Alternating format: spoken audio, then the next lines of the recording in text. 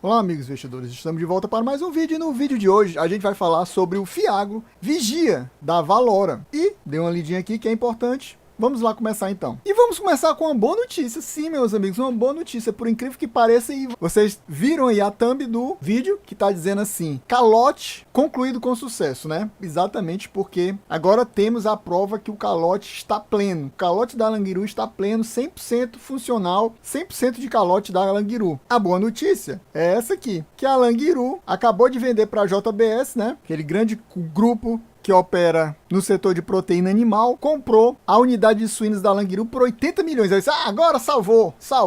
Se você ver, a dívida da Languiru com o fundo é cerca de uns 100 e poucos milhões. Ou seja, se ela pegasse esses 80 milhões e pagasse o que ela deve ao Vigia, praticamente quitava a dívida, né? Ficava com a dívida bem pequena. Só que tem um detalhe. O detalhe é o seguinte, que a nossa amiga Languiru não deve somente ao Vigia. A Languiru tem uma dívida estimada de 1,1 bilhão. Você não está ouvindo errado. 1,1 bilhão de reais, ou seja, 90 milhões que ela vendeu para a JBS não paga nem 10% da dívida dela com todos os devedores que ela tem. No último vídeo eu cheguei a falar erroneamente que tinha uma dívida na faixa de 300 milhões, mas na realidade eu tinha visto em algum lugar que eu fui olhar, conferir depois do vídeo, que era na faixa de 600 para 700 milhões. Só que agora o presidente da Languiru está afirmando que essa dívida é de 1 bilhão e 100 milhões, ou seja, maior do que a que eu tinha encontrado num site da própria Languiru. Então realmente, meus amigos, a coisa tá feíssima. Esses 90 milhões não dá nem para começar a pagar as contas praticamente. É um começo do começo. Ou seja, provavelmente desses 90 milhões, se for alguma coisa para a Valora, para pagamento da dívida da Languiru com a Valora, vai ser alguma coisa bem pequena, 9 milhões ou menos até. E que não dá nem para fazer cócegas na dívida, digamos assim. Então a situação tá preta em relação a esse pagamento da Languiru. E a gente sabe que ela detém 12% do PL do Vigia tá nas costas da Languiru. Esse dinheiro a gente não vai ver tão cedo. O calote foi concluído com sucesso a partir do mês de outubro, que se refere aos pagamentos feitos agora em novembro. A gente já viu uma queda aí bem grande dos rendimentos, mas a gente vai ver daqui a pouquinho por que esse rendimento caiu tanto assim. Não apenas por causa da questão do calote da Languiru. Tem mais coisa envolvida aí. Vamos lá então. Vindo aqui para o relatório gerencial, como eu expliquei, eu não estou mais vendo detalhes dos detalhes como eu via antigamente, para reduzir o vídeo, como eu falei, mas a gente vai passar mais algumas informações para vocês. Primeiro, o valor da cota no momento que eu estou gravando é R$ 9,04. Abaixo do valor patrimonial, cerca de 7%. O P sobre VP atual do Vigia é 0,93, o que dá um desconto de 7%. Eu considero, com esse problema da Languiru, 7% pouco para investir na Languiru. Lembrando que aqui a gente não faz recomendação nem de venda nem de compra. Você faz o que você quiser com o seu dinheiro. Mas eu acho que 7% é pouco. Eu acho que o desconto deveria estar, no mínimo, uns 15%. Porque a dívida da Languiru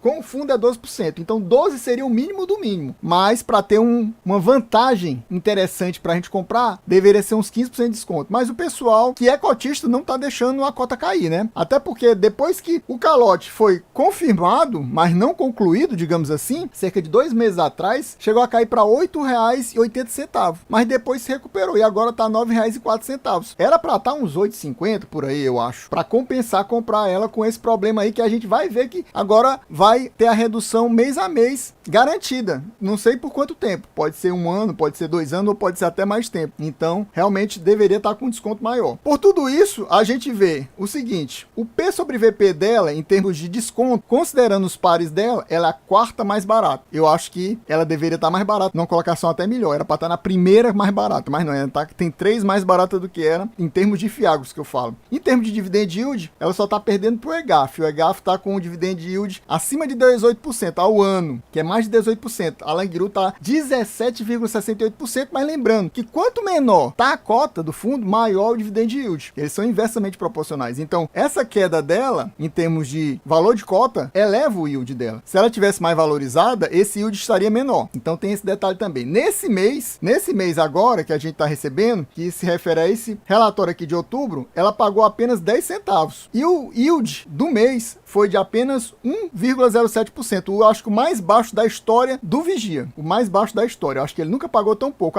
Tanto que a média dele nos últimos 2 anos, e ele é um dos fundos que já tem 2 anos na bolsa, é 14 centavos por mês. Tinha tendência de diminuir? Tinha, por causa da queda da Selic que começou em agosto. Mas 10 centavos está muito mais por causa da questão da dívida do calote da Languiru. Mas não é só por isso. A gente vai ver agora, durante esse relatório, a gente vai ver que não tem só isso, complicando a questão dos pagamentos, dos rendimentos do Vigia. A gente vê que, apesar de tudo, é um dos fundos mais negociados da bolsa. Eu acho que o Fiagro mais negociado na bolsa, com um volume de negociação de 3,1 milhões. É muito fácil vender e comprar cotas do fundo. Eu acho que é o Fiagro com o maior número de cotistas, 157 mil cotistas, praticamente 158 mil cotistas. Eu acho que não tem nenhum fundo com maior número de cotistas, nem o KNCA, que é o maior, nem o Rura 11, que é o segundo maior da bolsa. Ele aqui é o terceiro maior da bolsa. A gente vê que ele tem uma taxa de administração pesada, 1,15% ao ano sobre o patrimônio do fundo, e ele ainda tem essa taxa de performance aqui de 10% sobre o que excedeu a CDI. É muito fácil ele exceder o CDI, né? Porque ele trabalha com um spread aí de CDI mais 5%, então todo mês ele bate esse CDI com sobras,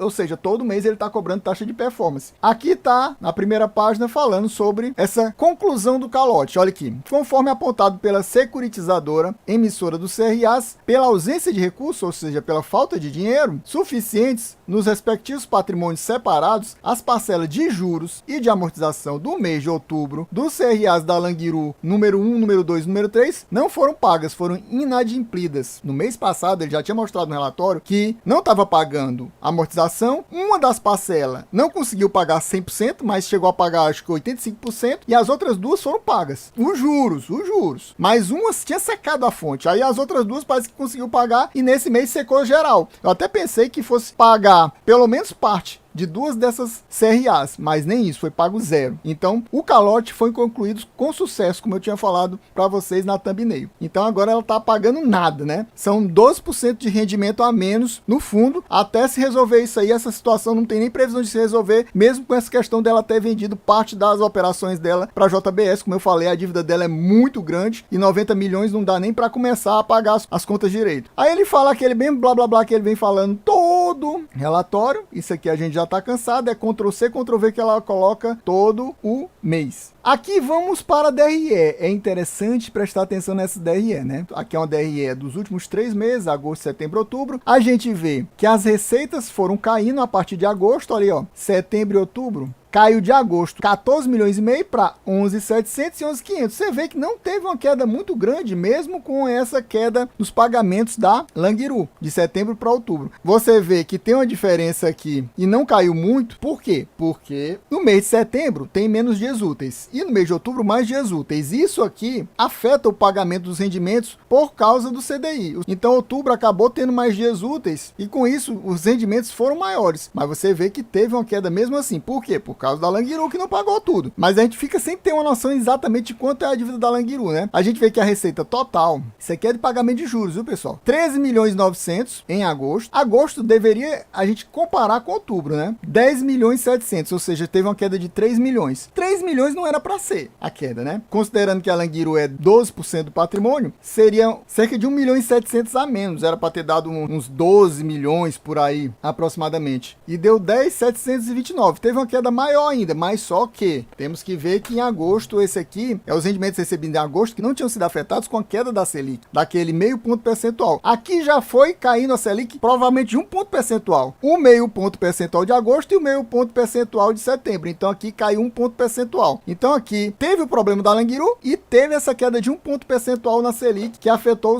os rendimentos. Na combinação disso deu esse apenas 10 milhões e 729 mil. A gente vê que no final das contas, setembro e outubro acabou sendo muito próximo, né? Olha aqui, a diferença de cerca de 100 mil reais apenas de diferença. E isso aqui é o resultado, ou seja, o lucro obtido pelo fundo. Aí você me diz, como é que aqui foi igual aqui e o rendimento foi menor 2 centavos? Porque o fundo fez reserva. Olha aqui, o fundo fez reserva de cerca de 1 milhão e 700 mil de reserva. Para quê? Não sabemos. Provavelmente ele tem a intenção de manter esses 10 centavos por alguns meses e aí fez essa reserva porque já estimando que nos próximos meses vai cair mais ainda, ia cair para 8, para 9, aí ele faz uma reserva para manter 10 centavos por uns 2, 3 meses. Pode ser que seja isso. Eu não sei. A gente vê aqui que que, como eu falei, outubro teve mais dias úteis mesmo, mas não foi muito mais dias úteis. A gente vê aqui que o fundo está com 7 centavos em reserva de caixa. Ou seja, se ele vier com rendimentos na faixa de 8, 9, ele consegue manter esses 10 centavos aí por alguns meses. Lembrando que agora teve mais uma queda de meio ponto percentual no mês de outubro, que deve ser refletida provavelmente nos rendimentos já de novembro, que vão ser pagos em dezembro. Deve ter uma nova redução por causa dessa nova queda nos valores da Selic. Para quem prestou atenção na primeira página, notou que não houve nenhuma movimentação na carteira, ou seja, compra e venda de novos CRAs. Tá do mesmo jeito que no mês passado, a princípio. Então a gente vê as Langirus aqui os valores das Langirus. Lembrando que eu já mostrei para vocês que tem outros CRAs complicados, altas concentrações que temos aqui. Por exemplo, tem a Fiagril. Olha aqui o percentual da Fiagril. Eu já mostrei para vocês em vídeos anteriores. A Fiagril também é uma devedora muito grande do fundo. Se der um problema com a Fiagril, complica também. Esperemos que não dê nenhum problema com a Fiagril. Se eu não me engano, tem mais outro. Se você quiser você ver os vídeos anteriores, já coloquei um cardzinho aqui em cima para você ver. Eu fiz um levantamento dos principais devedores, fora a própria Langiru. Então, Fiagril também é complicado. Se o Fiagril der problema, meus amigos, o Fiagril deve muito mais do que a Langiru. Você vê aí pelos percentuais como ele deve muito mais. A Langiru é cerca de 10%. O Fiagril, só um dos CRAs dele é quase 9%. Aí tem um outro de quase 8%, tem um de 7%, tem outro quase de 7%. Totalizando aí quase 30%, né, da carteira do Vigia é Fiagril. Esperemos que não dê nenhum problema com ele. Aqui a gente vê como ele está com dinheiro em caixa, mas só que ele já subtrai das compromissadas reversa que ele tem, quase 42 milhões. Mesmo assim, ele ainda tem um caixa líquido de cerca de 62 milhões. Provavelmente de amortizações que ele está recebendo de CRAs. Com exceção da Langiru, né? Ele vai recebendo as amortizações das outras CRAs. Não fez a compra de nenhum novo ativo. E eu queria que você me dissesse aqui, meu amigo, nos comentários, você possui Vigia na sua carteira? Apesar dessa situação, você está pensando em colocar Vigia na sua carteira? Que outro Fiagro você possui na sua carteira? Coloque aqui nos comentários. Aqui a gente vê, como eu falei para vocês, que o fundo é 100% CRA, mas tem um pouquinho de caixa atualmente. Mas o que ele tem de CRA é 100% indexado ao CDI. Ele não tem nada indexado a IPCA, ou seja, nada é afetado pela inflação, só pela queda da Selic mesmo. Pessoal, então a gente vai ficando por aqui. Espero que vocês tenham gostado. Quem gostou já sabe. Se não for inscrito, se inscreva agora. Deixa aquele like e ative o sininho. É isso aí. Valeu. Até a próxima e